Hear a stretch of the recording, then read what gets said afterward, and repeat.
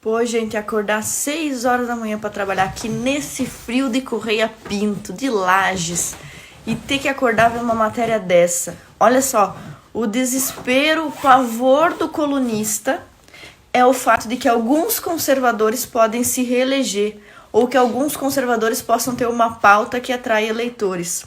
Olha só, tudo bem a esquerda ter uma pauta assassina, aí tudo bem, abortista, aborteira, que mata bebês viáveis, aí tudo bem. Inclusive usar isso para se eleger, tudo bem. A própria imprensa ser usada para promover isso, tudo bem. Agora, políticos conservadores, esses não podem se reeleger em hipótese nenhuma e muito menos podem se reeleger defendendo a vida. Olha, 6 da manhã.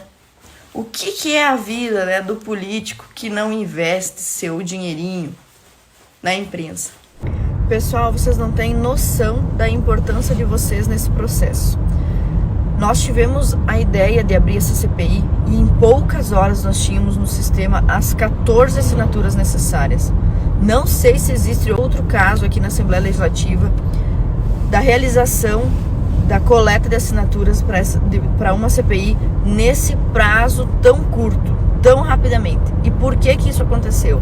Graças a vocês. E da mesma forma agora vocês estão sendo muito importantes ao comentarem lá nessa publicação a opinião de vocês. Porque esses jornalistas, na verdade esses comentaristas de fofoca, eles se comportam como se eles fossem eles os representantes legítimos. Isso é bem sério, porque olha só, professores universitários, agentes midiáticos, por mais mérito que existem em todas essas profissões, eles não foram eleitos democraticamente.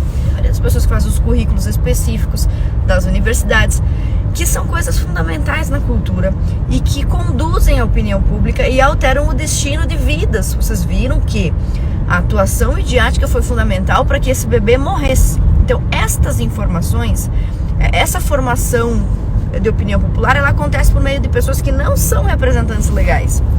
Então não são representantes oficiais democráticos. Você não elegeu os jornalistas, você não elegeu os professores. E mesmo não tendo sido eleitos, muitos deles se consideram mais representantes seus, né, mais representantes do povo, do que aqueles que foram eleitos. E olha, por mais defeitos que a classe política tenha, e tem muitos mesmo, pode falar mal de política à vontade, não tenta defender político, Deus atai.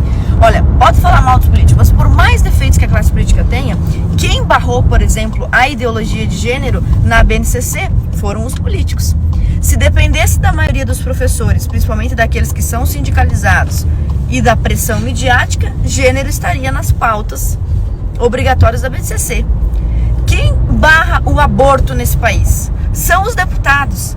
Bem ou mal, eles têm medo da opinião pública, legítima e orgânica, como a opinião de vocês, como o fato de vocês estarem indo lá comentar. Por causa desse medo, o político precisa ter pelo menos um pingo de relação com a opinião pública.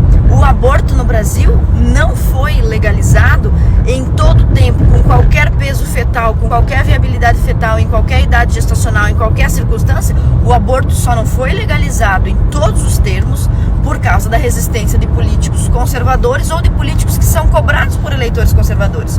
Porque se dependesse de muitos juristas, de muitos professores, de muitos sindicalistas, de muitos agentes formadores de opinião, o aborto já seria legal em todas as condições. Então, o político, por mais defeitos que tenha, ainda é aquele que está lá segurando no legislativo a negativa da liberação do aborto. Tanto é que as iniciativas feministas para conseguir o aborto ultrapassam e atropelam o legislativo. Vão para o judiciário ou vão para a mídia, porque no legislativo não conseguem. Então, olha só, você tem sim o dever de cobrar o político o tempo todo, se você é conservador, para que ele haja conforme as pautas que você defende. Esse cara, esse colunista, que eu não vou citar o nome, e que eu não conheço, nunca li nada, graças a Deus eu tenho uma habilidade muito seletiva para escolher o que eu leio, não leio qualquer coisa, mas olha o que ele está dizendo aqui, ó. Ele está insinuando que nós, políticos conservadores, estamos fazendo a CPI para obtermos os votos na próxima eleição. Mas a questão é justamente o contrário. Nós, conservadores, fomos eleitos, nós já obtivemos os votos na eleição passada para justamente fazer coisas como essa. E investigar o assassinato de crianças, de bebês viáveis, quando acontece isso diante de toda a sociedade. Então, ao contrário do que ele diz, não é que o conservador está fazendo isso para ser eleito. O conservador já foi eleito para fazer isso. Além disso, um jornalista fazer um reducionismo desse, dizendo que a CPI é composta por conservadores. Olha só, a CPI foi assinada por 21 deputados de partidos diferentes, todo tipo de partido. Partido de centro, inclusive, deputados que nem se dizem conservadores. Até tem deputado favorável, que pelo que eu sei, é favorável ao procedimento do aborto em alguns casos, que está apoiando essa CPI. Então ele está querendo dizer que só deputado conservador quer investigar esse caso. Então os outros deputados não querem? Só os conservadores têm miolos na cabeça? É isso que ele está querendo dizer? Olha que argumento horroroso. Já pensou se na Assembleia Legislativa tivesse 21 deputados conservadores, como esse cara está dizendo? Os conservadores estão usando. Pelo amor de Deus, isso aí é um jornalista, meu Deus do céu. Eu sei que não precisa ter diploma para ser jornalista. Mas assim, meu senhor amado, né? E mais uma parte dessa frase aqui, ó. Buscando uma resposta rasa. Escuta aqui. Se nós estamos propondo a investigação, uma CPI, pelo prazo de 120 dias, prorrogáveis por mais 120 dias. Dá pra gente ficar falando desse assunto mais de 6 meses. Se nós estamos propondo uma investigação longa sobre o assunto, como é que pode ser rasa?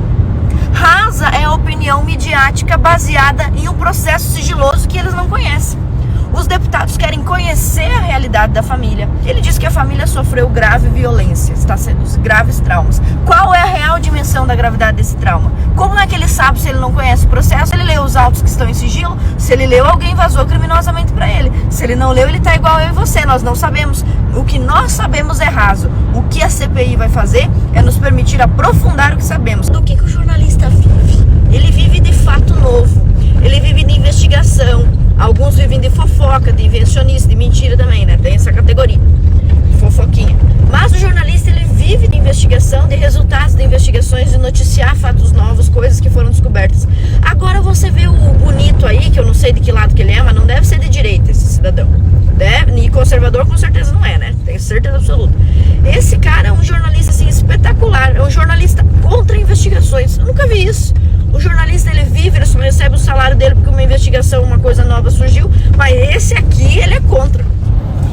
Se me permite, deputada, é lamentável ver um jornalista se opor a um processo investigativo, sendo que vários outros jornalistas correram risco de vida e até foram brutalmente assassinados, como é o caso do Tim Lopes no Rio de Janeiro, só de fazer investigação referente aos assassinatos e o tráfico de drogas. É lamentável essa postura. Exatamente, pessoal, bem lembrado aqui pelo Padilha, o Tim Lopes foi brutalmente assassinado por estar investigando coisas muito mais até espantosas, né, que exigiram dele muito mais coragem. E o principal, depois disso foi criada até a Associação Investigativa, a Associação de Jornalismo Investigativo, em decorrência desse assassinato. Inclusive até a gente foi pesquisar aqui, vamos pesquisar mais detalhes agora, e neste mês de junho se rememora a morte do jornalista Tim Lopes. Então, agora, dia 2 de junho, foram 20 anos, 2 décadas desde o assassinato brutal dele por traficantes que não queriam que essa investigação prosseguisse. Então, o senhor comentarista, colunista, o senhor honre a memória de Tim Lopes. E, como diria meu pai, o senhor seja homem, nesse caso também, e apoie essa investigação.